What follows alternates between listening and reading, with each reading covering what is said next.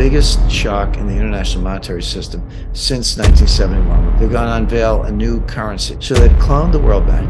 They've cloned the IMF. This is half the world or more in terms of population, resources, military capacity, land mass, and wealth. This will start to look like the European monetary zone. This will start to look like the euros. It's going to be linked to gold. The whole idea is to get out from under the dollar, and I warned them all. Sanctions work. The dollar's powerful. You get it. You're using it against Iran, but you're overusing it. You're over-applying it. At some point, people are going to get out of the dollar system. It's like, how many times can you hit the punching bag before the punching bag walks away? Well, that's what's happening now. We've gone too far with Russia, with Ukraine, and they're walking away from the dollar. The Fed, Bank of England, the G7 finance ministers, they don't see this coming. I warned the Treasury and the Pentagon about it 10 years ago, and they're like, thank you, Jim, and ignored it. But what happens next? It's going to get worse. Every single goal or metric that the U.S. set has not come true for the Russians and has come true for the U.S. We're the ones being depleted. We're the ones spending the money. We're the ones failing. I just see people who are delusional, who don't understand the economic side of war, think you can push a button and get weapons and you can't, think money's unlimited and it's not. And that's who's running U.S. policy. I've watched interviews with both RFK and Trump who said they will end the war immediately. Like one phone call, it's over in a week. You could have stopped it with a phone call, so it never should have started. Are we already in a global recession? Probably yes. There's a major credit contraction. There's a collateral shortage, a dollar shortage. That's not a recipe for a recession. I don't know what it is.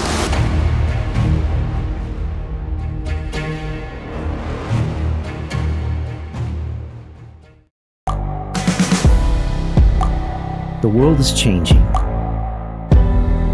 Inspiration is everywhere. It has never been so easy to connect, share, and bring people together. We're learning from others and finding the best in ourselves. Challenging our beliefs, sharing our vulnerability, overcoming our fears,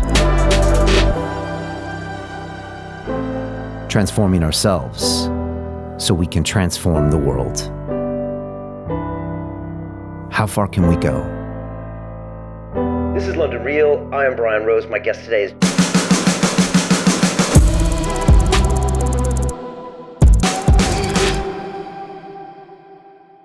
This is London Real. I am Brian Rose. My guest today is Jim Rickards, the American lawyer and investment banker turned economist, thought leader, and author. You have over 35 years of experience working in the capital markets on Wall Street while also acting as an advisor to the CIA and the Pentagon.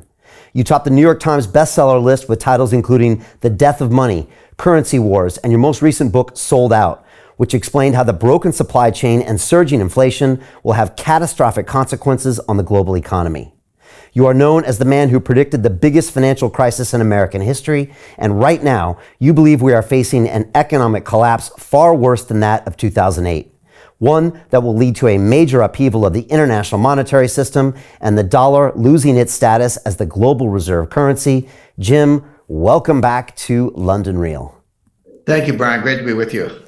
Always great to have you back. Before we get started, I just want to alert everyone to an important video that you've just recorded that will not be available to the public.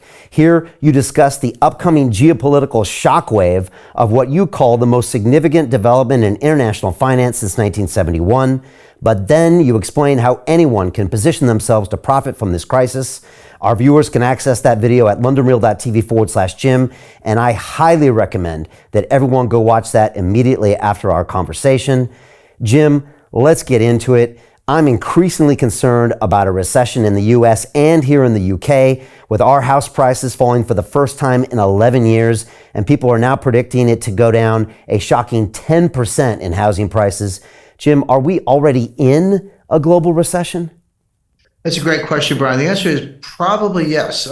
We never know for sure until after the fact, because you're in it, you got to wait for the data.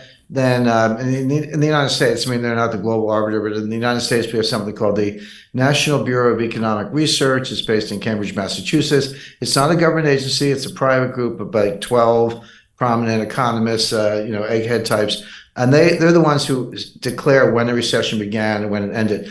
But they're usually, it's like a year after the fact. It's like, maybe in the middle of next year, they'll say, recession started in the first quarter of 2023. Like, thank you, we knew that, but it's usually over before they declare it. So I'm not waiting for the official arbiter. I look at a lot of other indicators, and they're almost uniformly bad.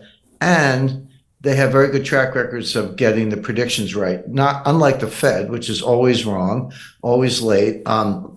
So without getting too technical, the Fed's looking at unemployment. And it's based on the so-called Phillips curve. It says, unemployment's down, inflation's up. If unemployment's up, inflation's down. That's the Phillips curve. You can draw it, and the Fed's using that to guide policy. The Phillips curve is garbage, and it's not a personal insult against Professor Phillips. It's the case that there's no empirical support for it. I could give you examples going back to the 1930s of low unemployment, low inflation, which we had in the early 60s. 1930s, we had high unemployment, low inflation, even deflation. Late 1970s, what did we have? High unemployment and high inflation.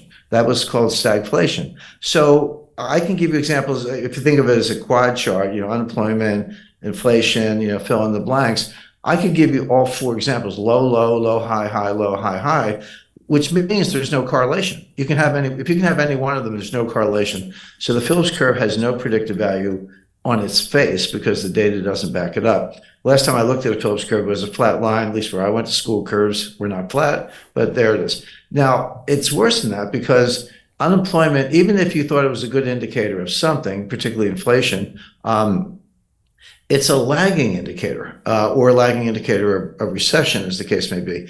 So let's say you're an employer, a business person. I mean, you're an entrepreneur. I start businesses. When you're in a tough spot, when revenues are down and things are slowing down, margins are getting compressed and all that, the last thing you want to do is fire people because it took a while to find them, hire them, train them. You don't want to let them go. You do everything else. Like you turn down the lights, you call your landlord, negotiate a cheaper rent, slow pay your creditors, drive a hard bargain on something. You do everything else to maintain your margins. And then only when all else fails do you start firing people.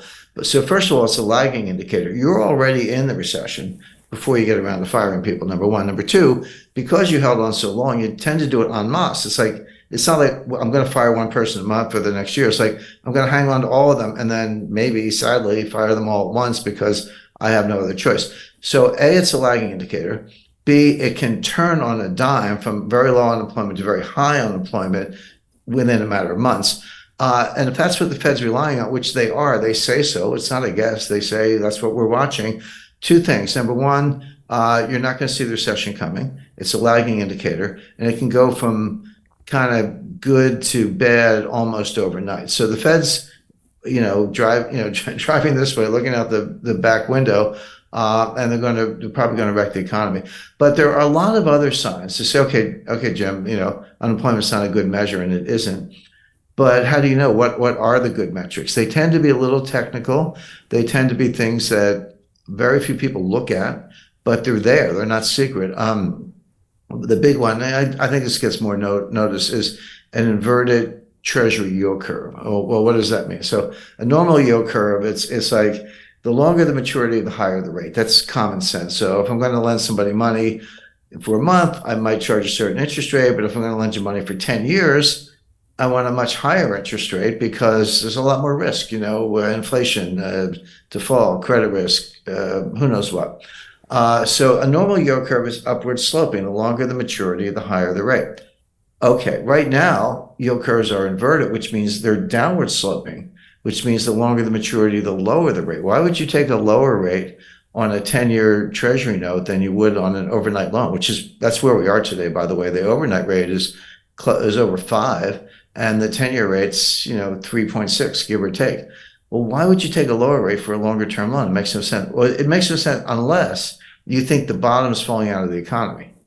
Because if I buy a 10-year note with a 3.7% yield to maturity, which I could do today, that seems low compared to the 5% for the overnight rate, but that might look really good a year from now. If interest rates are 1%, if the 10-year note is 1%, that 3.7% rate is going to look really sweet. It's like, hey, I got to make it, getting a very high return.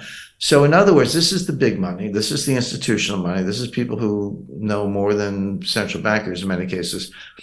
betting that interest rates are going to come down a lot, because if they weren't, that inverted yield curve would make no sense. And so they're betting that the economy is going into a severe recession.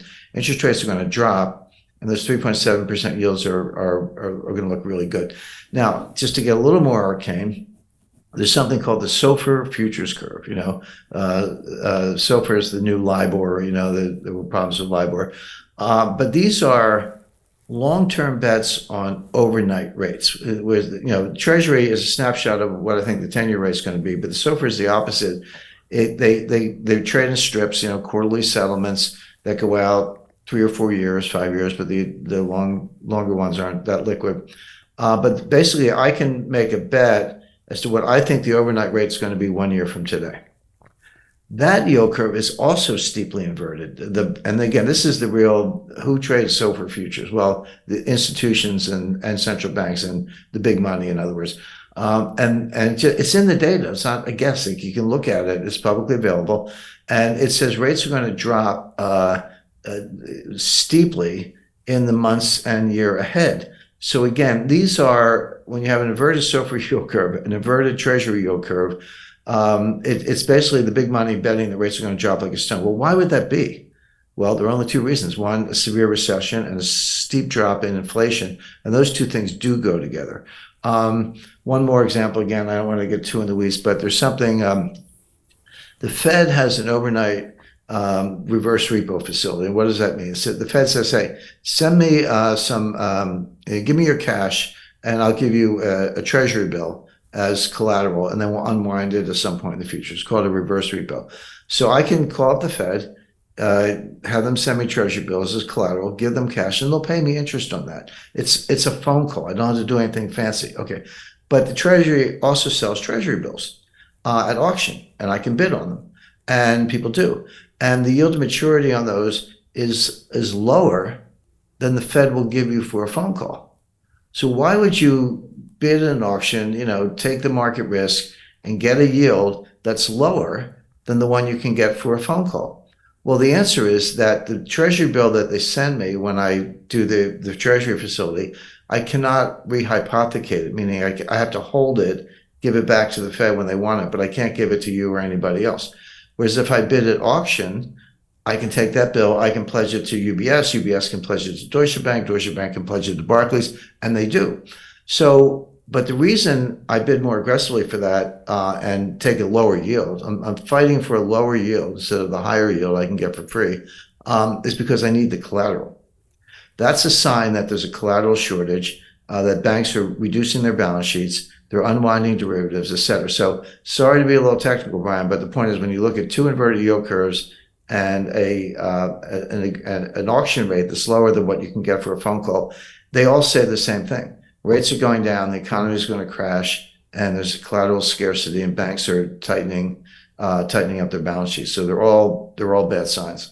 Yeah, when I got to Bankers Trust in 1993, I got thrown right on the swap book, and I soon learned about the mercantile exchange with the LIBOR futures, and we would trade them all the way out to what we called the reds and the blacks. So that was 9 years, 10 years out of these forward 3-month rates. So it's actually right there to see. You don't need to do bond math, subtract the 10-year rate from the 7-year rate to see those forward yields. It's actually right there in black and white where you can see the forward 3-month rates, and it kind of spells out what the market is telling you those forward rates are going to be, and it's right there. And like you said, that's the institutional money betting, and that money is usually righter than the Fed, right? And the government. Correct. And by the way, you mentioned swaps and derivatives. It reminds me of another indicator. Just quickly, swap rates are we have negative swap rates. What does that mean?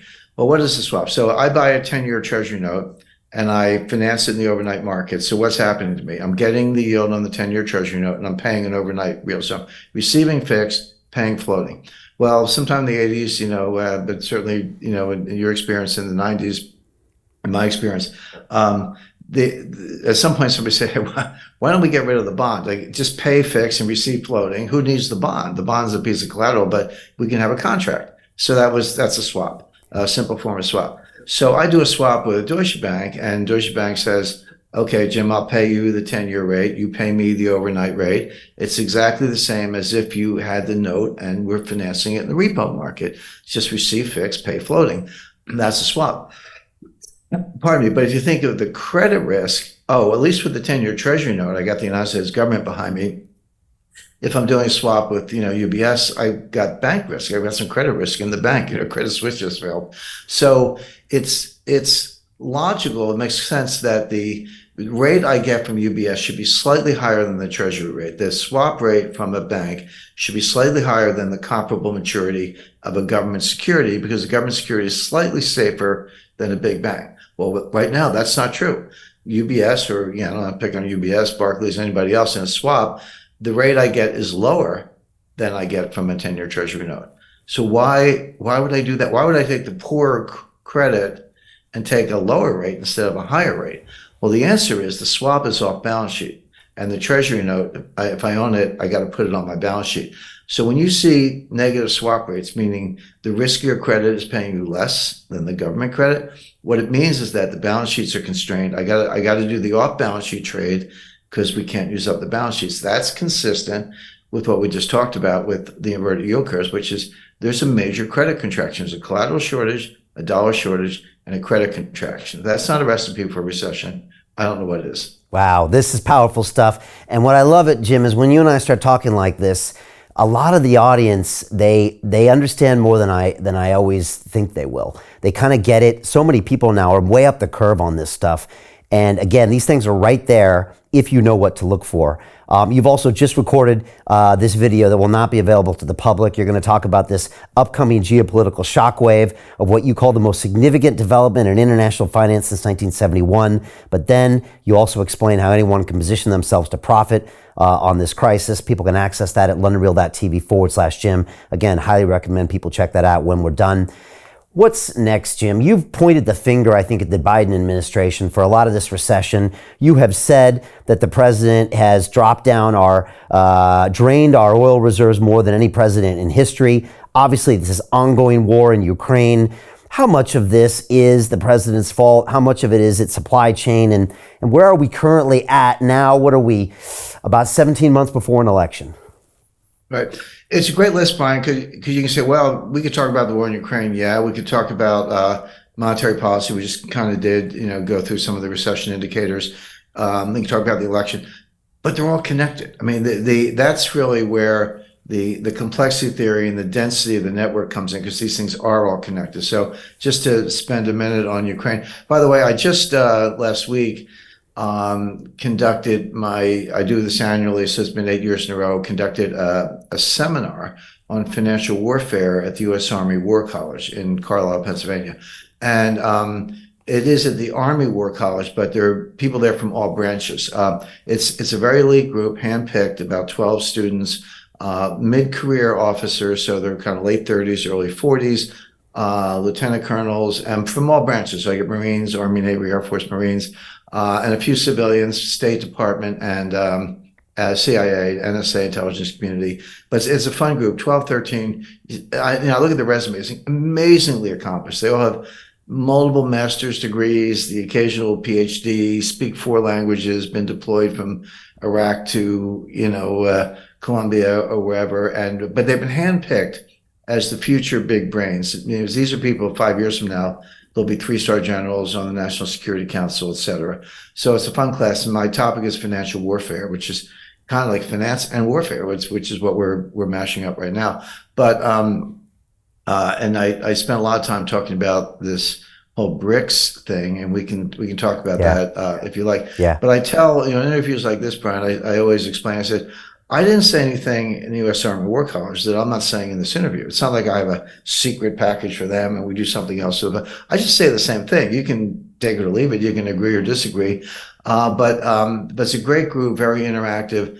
But I was talking about the Ukraine war, and I said, one of the most difficult things about this is getting reliable information. As in a war, everybody lies, so the U.S. lies. If you ask me what has surprised me about the war, the conduct of the war, the development hasn't really been a surprise. Russia was always going to win, just a question of how long, and it's tragic. But I'm surprised at how many warmongers there are in the UK. I'm not, France is in, they're mushy. Germany's between a rock and a hard place. Hungary is actually against the war. Italy, again, a little mushy. But, and the the US has the warmongers. I know that. But starting with Boris Johnson and going to Rishi Sunak, I mean, they're more bloodthirsty than the Americans, and they're the ones providing the Challenger tanks, et cetera. I don't quite get it. I think all these Chamberlain, Churchill, Hitler metaphors fall down. I mean, I know history. I know what Chamberlain did, and I know, Winston Churchill was one of the great heroes of the 20th century. But I don't see that parallel. I don't see. Are they doing it to try to get a better trade deal with the U.S.? Is it that simple or no? Well, it disappoints me to see the UK act as kind of lackeys of the US. I mean, it's sad to see. I mean, it's not the heyday of the British Empire, but it's one of the largest economies in the world, major financial center, nuclear power. I mean, it's not like it's a tertiary power, but I see what's going on, but I have to say, I don't understand it. I don't see why the UK can't go their own way a little bit, but they are, so they're not. But not to get too immersed in the politics, you can pretty much lay the entire Ukrainian tragedy at Biden's feet, because Russia would not have invaded Ukraine in February of 2022 if they hadn't been provoked for 14 years. I mean, going back to 2008. So what happened in 2008? George W. Bush stands up at a NATO summit and says, Georgia and Ukraine should join NATO. He just said that. Three months later, Putin invades Georgia. Yeah, during the Olympics, right? During the Olympics, I think, right? Yeah, well, that's right, 2008 Olympics. So Bush says Georgia and Ukraine should join NATO. Putin almost immediately invades Georgia and takes the place over. It's like, were you not paying attention? Did you not get the message? And we had the global financial crisis and a lot else. So fast forward to 2014, what happens? They have an election in Ukraine. A pro-Russia, pro-Putin president wins. You can debate, election, how high quality was the election. You can say, I don't like the guy, but he won. There actually was an election. And within months, the MI6 and CIA, working with neo-Nazi elements in Ukraine, and they've been there since the Second World War, overthrow the guy. They basically, they had the Maidan Square color revolution, so-called, which is all orchestrated by the intelligence agencies. They got snipers, they're killing people. The anti-Russian Ukrainians were doing the killing. And then the guy flees for his life, goes to Russia, and the U.S. installs a puppet. And wasn't Soros funding Vice to go there and cover it in the central square? And correct. Yeah, and Victoria Nuland's behind the whole thing. She's like got blood, coming out of her mouth. I don't know. So Putin's like, wait a second, we had an election, the pro-Russian guy wins, and you stage a coup, de facto coup, and kick him out and put in a puppet. So what does Putin do next? He invades Crimea, or annexes Crimea, takes it over. So it's like, okay, Georgia should join NATO. He invades Georgia. Ukraine should join NATO. We just had a coup. He takes over Ukraine. Are you not paying attention? You, meaning the West, US, UK, are you not paying attention to what's going on here? And then they sponsored, anyway, without getting, they sponsored attacks on the Russian-speaking part of Ukraine, et cetera. So by 2022, Putin's at the end of his rope. Now, yes, he did invade. Of course he did, and no, there's no disputing that. But it was the Minsk Accords, which were balanced, I would say. They gave Donbass some autonomy in exchange for neutrality, and Ukraine would not join NATO, et cetera. But Angela Merkel was later quoted as saying that was always a joke. We never intended to honor them. And Putin's feeling like a sucker at this point, which he kind of was. So in other words, how many times can you poke the tiger in the eye before the tiger strikes? And that's the question. So yeah, Russia invaded, I get it, but it was 14 years of provocation. And now they're playing for keeps. But the U.S. wanted this war because they were, and they are, delusional. They're like, yeah, bring it on, because Russia will be depleted. They'll get killed. They'll use up their armaments. They'll deplete their arsenals, their inventories. They'll spend a lot of money. We'll throw sanctions on them like crazy. They'll go broke. The Russians, there'll be unrest in Russia. We'll get rid of Moscow, or sorry, we'll get rid of Putin, and we'll go all the way to Moscow and put Russia back where they were in the 90s with Boris Yeltsin and a bottle of vodka before breakfast. None of that has played out. Everything I just said, that was the goal. And they say so. Again, I'm not breaking into safes in Washington. They say these things. But every one of them has turned out to be the opposite. Here's what's actually happening. Number one, World Bank, not exactly a Russian puppet. They're pretty much controlled by the U.S., projects Russian growth this year at 0.7%, but it's been revised upward. Now go back to early 2022. What were they saying? Russian economy is going to collapse. It's the end of the ruble. Biden is like, we're going to bury the ruble. No, the ruble did dip from 70 to 140 for about a minute, and then it got back to 70, and then it got too strong. It was 50 to 1, whereas at the beginning of the war it was 70 to 1. Elvira Nabiullina, who's the head of the Central Bank of Russia, for my money, the only central banker who actually understands her job, actually had to cut interest rates, not raise them, but cut them, because she was worried the ruble was getting too strong. And today it's around 70, which is what it was where the war began. So the ruble is unchanged in a year and a half. So the ruble is doing fine. The Russian economy is growing. Will probably outperform the U.S. economy this year. We'll see how it plays out, but I expect a recession in the U.S., no recession in Russia. Their foreign exchange reserves are up because they're selling more oil than ever at higher prices. And inflation is totally under control. So the Russian economy is, if not thriving, it's doing pretty well, and it's doing. Germany's in recession, Japan's in recession, the EU just went into a technical recession. The US is headed that way, may already be, and the Russian economy is growing without inflation. So much for burying Russia's economy. But beyond that, Putin put the whole economy on a war footing. I mean, I studied World War II. Victor Davis Hanson has a great book called The Second World Wars, plural. But he has like 2 pages on Stalingrad and a page and a half on D-Day. The whole book, because there were thousands of books written on all those subjects, his book is about industrial production behind the war effort and how Henry Ford turned assembly lines from Fords to B-29s almost overnight, and how the Wehrmacht, they were the most lethal force in World War II. They would kill 2 or 3 Russians to 1 German on the Eastern Front, except Stalin, he'd kill 3 million, and Stalin would send 3 million more and 5 million more. And finally, at a certain point, the German general said, wait a second, we're in over our heads here. We can't, we can keep killing them, but they keep coming. But between Lend-Lease and being on a war footing, they just outproduced Germany. 15,000 bombers a month versus 3 or 4 that Albert Speer could produce. Well, the same thing's going on today. Putin put his economy on a war footing. We did not. And so we're the ones seeing the arsenals depleted. The British are sending the Shadow, I forget the exact name, Shadow missile. The U.S. is sending Patriot missile batteries. Guess what? The Patriots don't work against the Russian Iskal hypersonic missile. They can shoot down cruise missiles. That's what they were designed for. But the Russians aren't shooting cruise missiles. They're shooting hypersonic missiles, and they're blowing up the Patriots. So the other day, Zelensky said, we need more Patriots. Yeah, that's because we sent you 3, large batteries, or $1 billion a piece, and one of them's destroyed, and the other 2 are on the way to being destroyed. I saw a burning Leopard tank the other day. This is the Leopard 2, Germany's state-of-the-art tank, the new, Panzer division, whatever. They're getting blown up by the Russians. The British missile and the U.S. drone, the HIMARS, the mobile long-range artillery. It's really more like a missile battery, but it looks like a big artillery gun. The Russians figured out how to disable the GPS.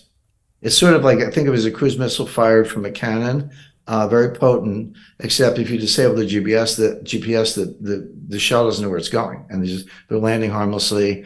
They're getting blown up. So, and the F-16 won't be any different. The war may be over before that. So the point is, so then Zelensky's begging for ammunition. The Ukrainian offensive just started about a week ago. It's failing badly.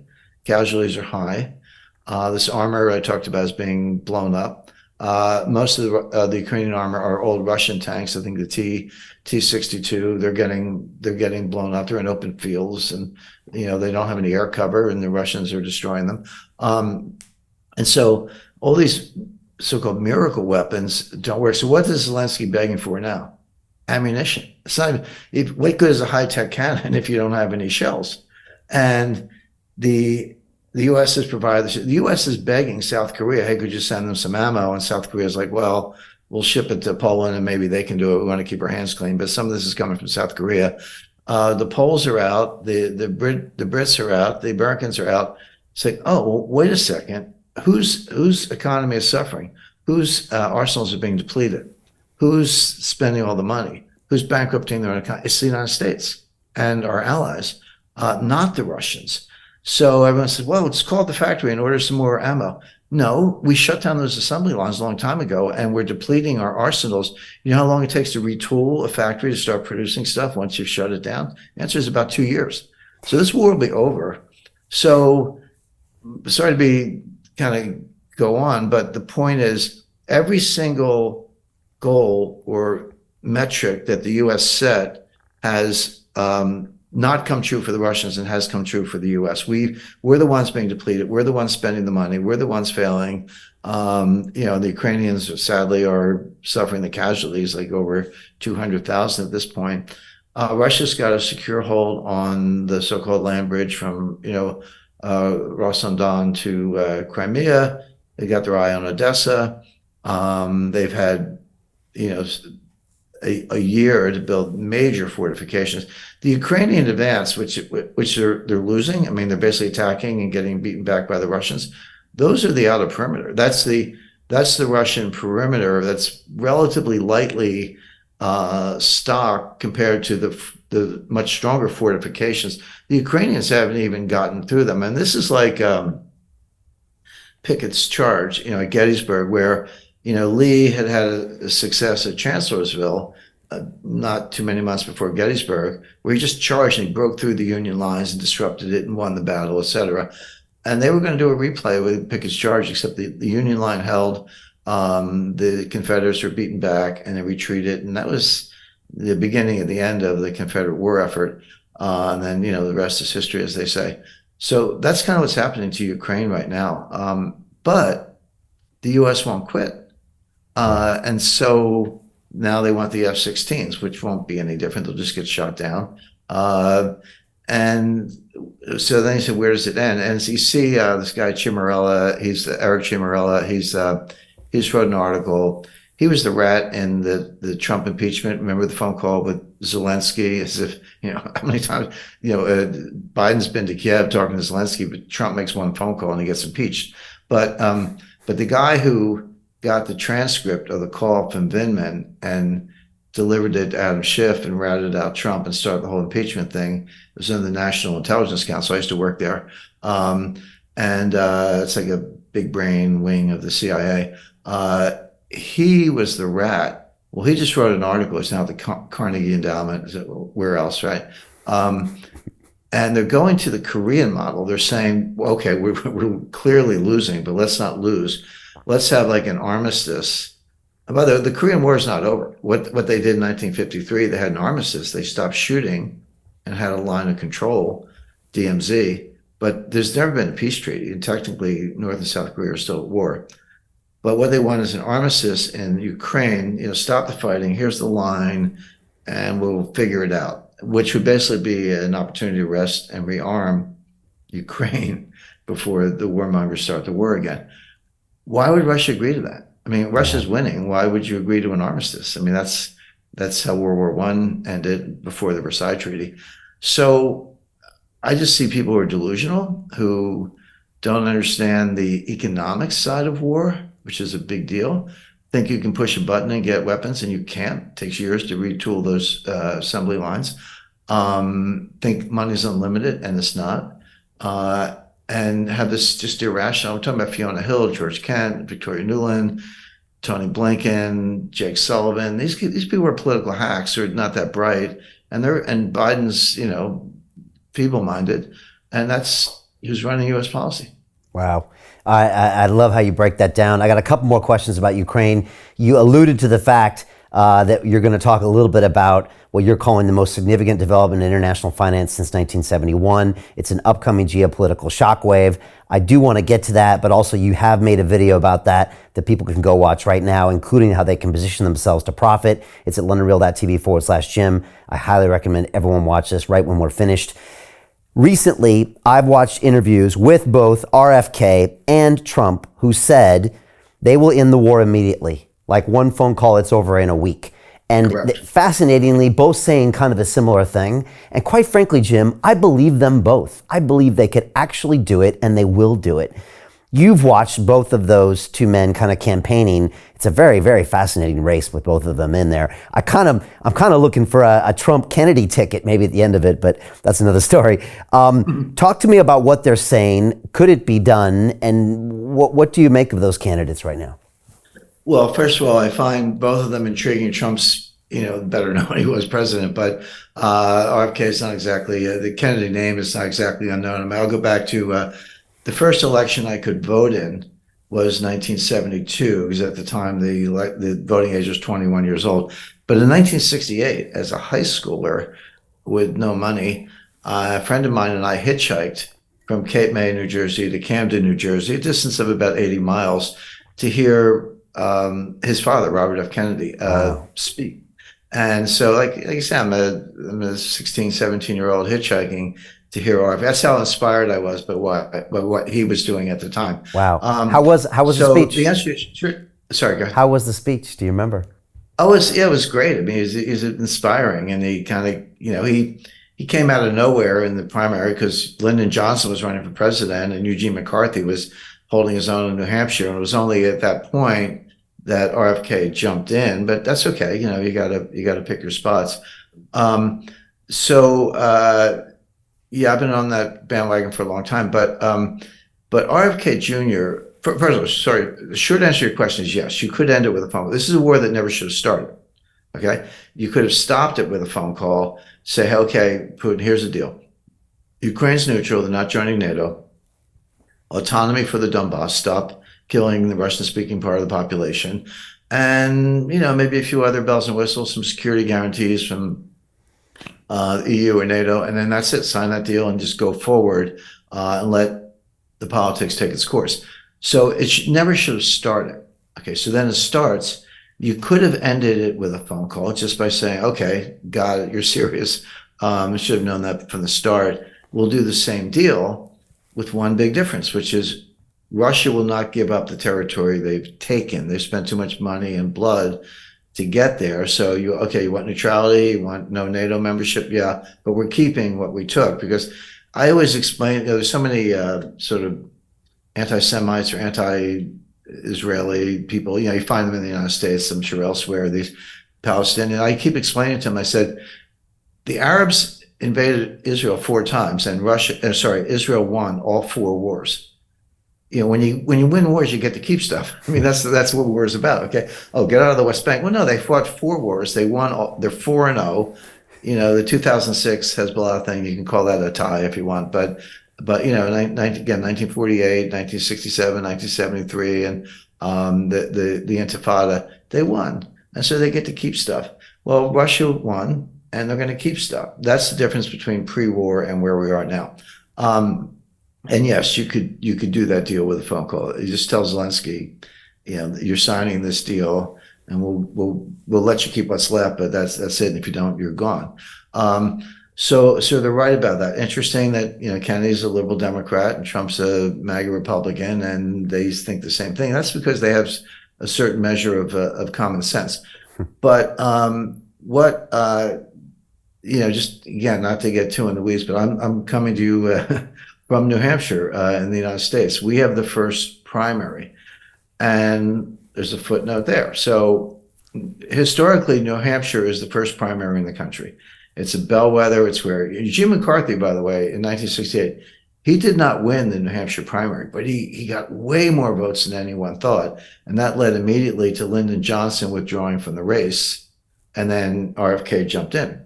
But that was the sequence. McCarthy didn't win the New Hampshire primary, but he got like 40% of the vote against a sitting president. That was a shock. Who running for a second term? That was a shock. So, so that's kind of the reputation of New Hampshire. Now, what happened in 2020? Biden finished 5th in the New Hampshire primary. 5th. He slumped out of town. He was written off by the media. Okay, he's done. Let's look at Elizabeth Warren, Bernie Sanders, Amy Klobuchar. They were the people who finished ahead of Biden in the New Hampshire primary. What happened next? Well, the next primary is South Carolina, which is about 50-50 Republican-Democrat. But if you take the 50% Democrat, that's about 80% African-American. And their boss, their leader, is James Clyburn, who was the number 3 ranking Democrat in the House in the Nancy Pelosi days. And he was going to steer that whole state to Biden because the Democrats were scared to death that Bernie Sanders was going to be the nominee, and he was ahead at that point. So yeah, we got to flip this to Biden. We don't want Elizabeth Warren; she's nuts. So, but they had to get everyone else out of the way. So the phone calls were made. What happened the day or two before the South Carolina primary? Amy Klobuchar dropped out. Pete Buttigieg dropped out. I think Elizabeth Warren hung on for a few more days, but then she dropped out. Clyburn delivers the South Carolina Democrats to Biden. Biden wins the South Carolina primary after finishing 5th in New Hampshire. And the rest is history. He goes, and Sanders dropped out a few weeks later, and Biden becomes the nominee. So about 6 or 7 months ago, the Democratic National Committee says, well, we're going to change the primary calendar. We're going to say South Carolina goes first. Oh, no kidding. So that's a slam dunk for Biden. They don't want Biden to run in New Hampshire because he's like a sitting president running for re-election, and he might not win, or at least he might be Lyndon Johnson win, but not by enough votes. What they didn't seem to understand is that New Hampshire's status as the first primary state is a state statute. It has nothing to do with the Democratic National Committee or anything else. And again, here in New Hampshire, we have a Republican governor, and both houses of the state legislature are Republican controlled.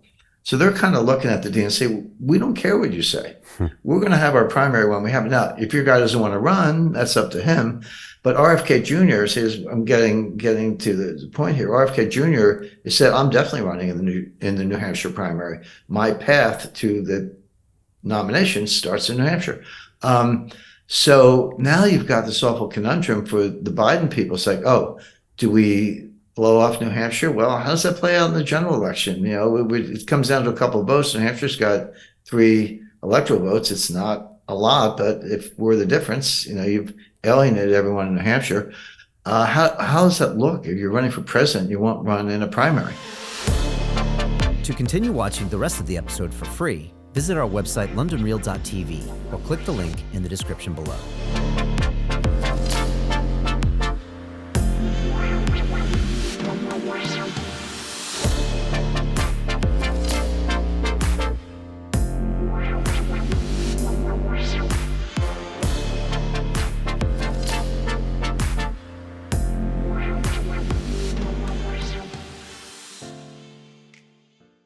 So Jim Rickards has just recorded a video that's not available to anyone in the public, and he's going to be talking about how this upcoming recession is going to be fast, it's going to be bloody, it's going to be nasty. But at the same time, he's going to show you how you can position yourself to profit from all of this chaos.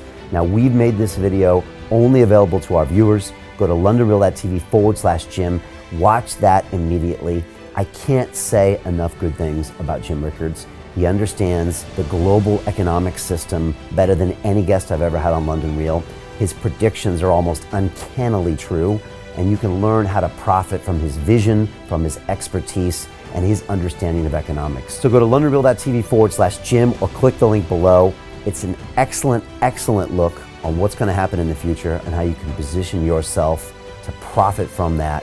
Jim is one of the best in the business, one of my favorite guests on London Real, and he's very, very good at predicting the future and showing us all to profit from it. So click the link, and I hope you enjoy.